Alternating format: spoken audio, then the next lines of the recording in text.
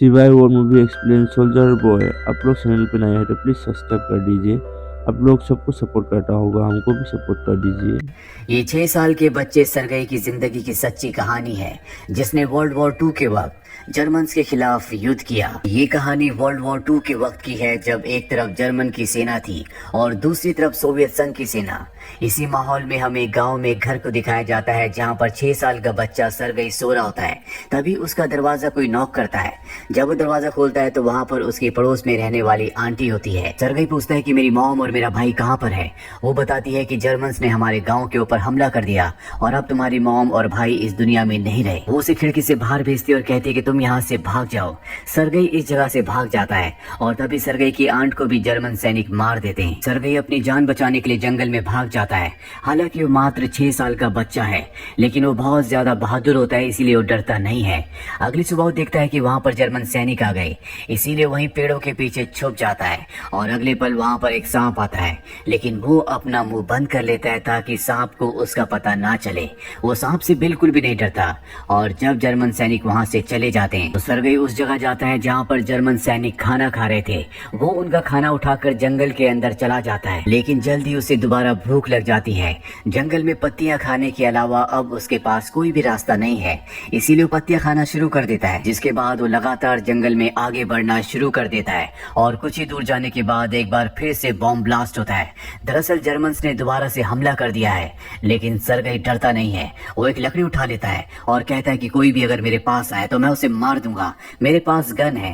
दरअसल वो मात्र 6 साल का बच्चा है, जिसने अपने पूरे परिवार को खो दिया और उसे पता है कि जर्मन्स ने उसके पूरे परिवार को खत्म किया है, इसीलिए वो उनसे लड़ना चाहता है। लेकिन अब यहाँ पर उसे कोई भी नहीं दिखता। वो लगातार आगे बढ़ता हुआ एक जगह सो जाता है और तभी रात को बारिश होना शुरू हो जाती है। सरगई बहुत प्यासा भी होता है, इसीलिए वो बारिश की बूंदों को पीना शुरू कर देता है। दरअसल उसने पिछले 2 दिनों से कुछ भी नहीं खाया, उसके अंदर अब चलने की भी हिम्मत नहीं है, इसीलिए वहीं पर बेहोश हो जाता है और तभी हमें वहां पर किसी के पैर दिखाए जाते हैं। दरअसल यहाँ पर अब सोल्जर्स आ चुके हैं, लेकिन ये जर्मन सोल्जर नहीं बल्कि ये रशियन सोल्जर्स हैं, जो उसे उठाकर अपने कैंप में ले जाते हैं, जहाँ पर कमांडर निकोलाई होते हैं। वो सरगई से उसके परिवार के बारे में पूछते हैं। सरगई बताता है कि मेरी आंट ने मुझे बताया था कि मेरे पूरे परिवार को जर्मन्स ने मार दिया है। ये सुनकर सबको बहुत बुरा लगता है, क्योंकि 6 साल का बच्चा अब अनाथ हो चुका है। अब सरगई बहुत जख्मी होता है, इसीलिए उसे ट्रीटमेंट के लिए नर्स के पास भेजा जाता है, जिसका नाम कातिया है। और कातिया जब सरगई को देखती है तो वो उसे बहुत अच्छा लगता है। वो उसे अपने बच्चे की तरह ट्रीट करती है। जैसे जैसे सरगई को यहाँ पर वक्त बीतता जाता है तो यहाँ जितने भी पेशेंट्स होते हैं वो सब के सब उससे बहुत क्लोज हो जाते हैं। सरगई की बातें सबको बहुत अच्छी लगती है। साथ ही कमांडर निकोलाई भी उसे बहुत पसंद करते हैं। वो उससे बातें करते हैं और जब कमांडर निकोलाई सरगई से मिलने के लिए आते हैं तो वो उनसे कहता है कि मैं आपकी गन देखना चाहता हूँ। कमांडर निकोलाई उसे अपनी गन दिखा देते हैं, क्योंकि अब वो उसे अपने बेटे की तरह मानते हैं। इसके बाद कमांडर निकोलाई बाहर जाते हैं, जहाँ पर नर्स कातिया उनसे मिलती है। दरअसल ये दोनों एक दूसरे को पसंद करते हैं, लेकिन कभी भी इन्होंने अपने दिल की बात एक दूसरे को नहीं बताई होती। कातिया कमांडर निकोलाई से कहती है कि मैं चाहती हूँ कि आप सरगई को यहाँ से मत भेजिए। दरअसल सरगई को अब एक अनाथ आश्रम में भेजा जा रहा होता है और कातिया ऐसा नहीं चाहती। कातिया कहती है कि मैं उसे अपने बच्चे की तरह पालूंगा।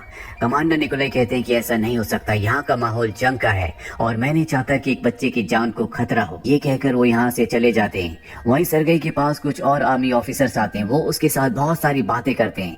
उसे देखकर सब यहाँ पर खुश होते हैं। जंग के माहौल में सरगई यहाँ पर एक ऐसा बच्चा है जिसे देखकर सबके चेहरे पर मुस्कुराहट आ जाती है। कोई भी नहीं चाहता कि सरगई यहाँ से जाए, सब उससे बहुत प्यार करते हैं। अगली सुबह यहाँ पर जर्मन सैनिकों की एक टुकड़ी आ जाती है जो इनके ऊपर हमला कर देती है। ये सब के सब बहुत बहादुरी से उन सब से लड़ते हैं और इस मोर्चे को अपने हाथ से नहीं जाने देते।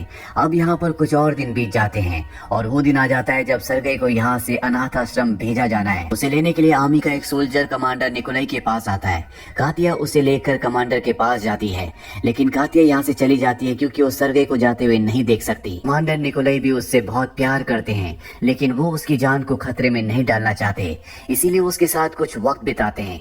कमांडर निकोलाई चाहकर भी सरगई की आंखों में नहीं देख पा रहे होते, क्योंकि वो खुद भी नहीं चाहते कि सरगई यहाँ से जाए।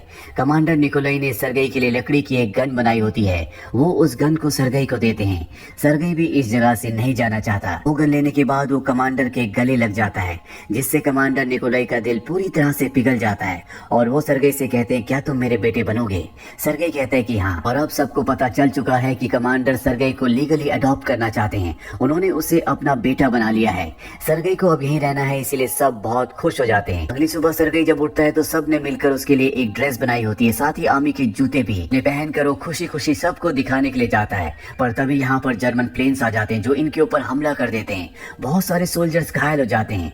कैप्टन निकोलाई किसी तरह से सरगई को बचा लेते हैं। पर जब जर्मन्स के प्लेन्स यहाँ से चले जाते हैं तो सरगई सबकी मदद करना चाहता है और सबके पास जाता है, लेकिन कोई उसकी बात नहीं सुन रहा होता। इसीलिए वो उस कैंप में जाता है जहाँ पर सभी घायल सोल्जर्स होते हैं। यहाँ पर एक सोल्जर की दोनों आंखें चली गई होती है।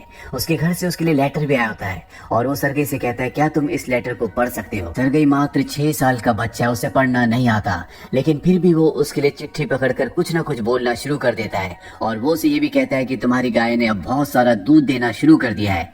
वो सोल्जर कहता है लेकिन मेरे पास तो कोई भी गाय नहीं है। तभी बगल में लेटा हुआ सोल्जर कहता है कि जो ये बोल रहा है तुम सुनते रहो। और इसके बाद वो उसका लेटर अपने मन से पढ़ना शुरू कर देता है, जिसे सुनकर सबको बहुत हंसी आती है और जंग के इस इंटेंस माहौल में कुछ पलों के लिए खुशी आ जाती है। इसी तरह से सरगई को यहाँ पर दिन बीतते चले जाते हैं। वो अब बिल्कुल सिपाही की तरह, सोल्जर की तरह रहता है। और एक सुबह जब वो सेविंग कर रहा होता है तो उसके पास 2 सोल्जर्स आते हैं। वो उससे मजाक में पूछते हैं क्या तुम आज डेट पर जा रहे हो। सरगई कहता है कि कभी भी सोल्जर डेट पर नहीं जाता, वो हमेशा ड्यूटी पर रहता है। दरअसल सरगई की इसी तरह की बातें यहाँ पर खुशी का एक कारण होती है। इसके बाद सरगई उस जगह जाता है जहाँ पर सभी सोल्जर्स की मीटिंग चल रही होती है और वो कमांडर निकोलाई से पूछता है क्या मेरे लिए कोई ऑर्डर है सर, क्या मेरे लिए आपके पास कोई काम है। वो कहते हैं कि हाँ, जितने भी सोल्जर्स के लेटर्स आए तुम उन सबको दे दो। सरगई सबके लेटर्स उन सब सोल्जर्स को दे देता है। ये काम पूरा करने के बाद अपनी दूरबीन लेकर जो सोल्जर्स ने उसे दी थी वो जंगल की तरफ निकल जाता है और तभी वो देखता है कि झाड़ियों के पीछे 2 जूते हैं, यानी कि वो किसी के पैर हैं। वो वापस अपने कैंप में आकर अपने सैनिकों को बताता है, जिसके बाद वहां पर रशियन सैनिक जाते हैं और वो देखते हैं कि ये जर्मन जासूस है। वो उन जासूसों को पकड़ लेते हैं। इसके बाद कमांडर निकोलाई सरगई को शाबाशी देते हैं और कहते हैं कि तुम एक बहुत ही बहादुर सोल्जर हो। यहाँ पर सरगई को लीगली अडॉप्ट करने के पेपर्स भी आ चुके होते हैं, जिन्हें साइन करने के बाद अब कमांडर निकोलाई उसके एक लीगल फादर बन चुके हैं। इससे इन दोनों को बहुत खुशी होती है। अगली सुबह एक बार फिर से जर्मन्स इस जगह पर हमला कर देते हैं। कमांडर सरगई को कहते हैं कि तुम्हें इसी जगह बैठना होगा, तुम यहाँ से कहीं भी हिल नहीं सकते। और हमले के दौरान दोनों ही देशों के सैनिकों के बीच में घमासान लड़ाई होना शुरू हो जाती है। इस लड़ाई में इनके रेडियो का टेलीफोन का जो तार होता है वो टूट जाता है। कमांडर निकोलाई एक सोल्जर को उस जगह भेजते हैं और सरगई भी उसके पीछे पीछे चला जाता है। रास्ते में वो सोल्जर जख्मी हो जाता है, जिस वजह से वो आगे नहीं बढ़ सकता। सरगई कहता है कि मुझे बताओ कि वायर को कैसे जोड़ना है, मैं वहां पर जोड़ कर आता हूँ। सोल्जर उसे मना करता है, लेकिन फिर भी सरगई उससे पूछकर उस जगह पहुंच जाता है और वो वायर्स को जोड़ देता है, जिससे कनेक्शन वापस आ जाता है। और कमांडर निकोलाई को, जिन्हें बहुत ही जरूरी बात करनी थी, अब वो अपने ऑफिसर से बात करते हैं।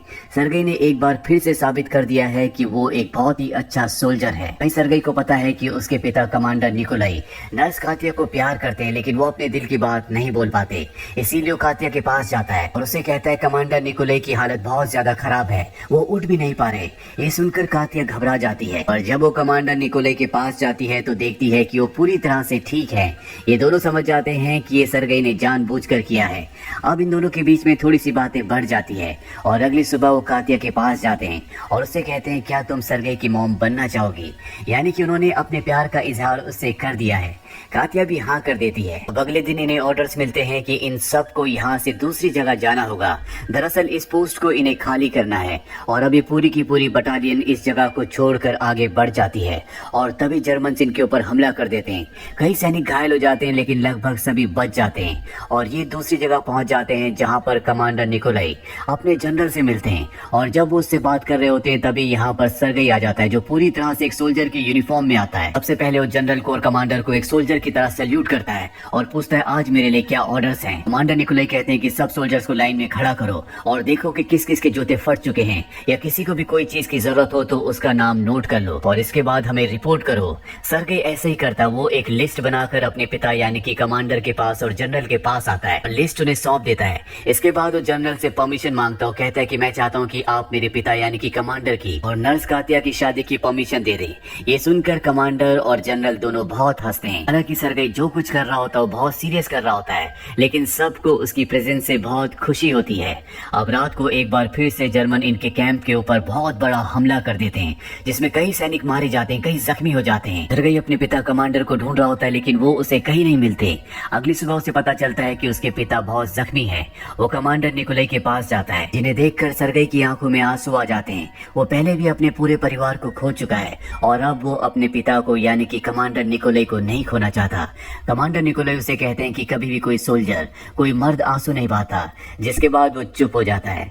कुछ दिनों बाद कमांडर पूरी तरह से ठीक हो जाते हैं और इसके बाद सरगई, कमांडर और कातिया ये तीनों के तीनों एक हो जाते हैं। कहानी के अंत में हमें बताया जाता है कि सरगई यहीं पर नहीं रुका, वो इस बटालियन के साथ पोलैंड और जर्मनी तक गया। साथ ही उसकी सर्विसेज के लिए उसे मेडल फॉर बैटल मेरिट भी दिया गया, जो कि एक सोल्जर के लिए शान की बात है। तो ये थी सरगई की एक सच्ची कहानी जो वर्ल्ड वॉर 2 के वक्त की है। उम्मीद करते हैं कि ये हिस्टोरिकल कहानी आपको पसंद आई होगी।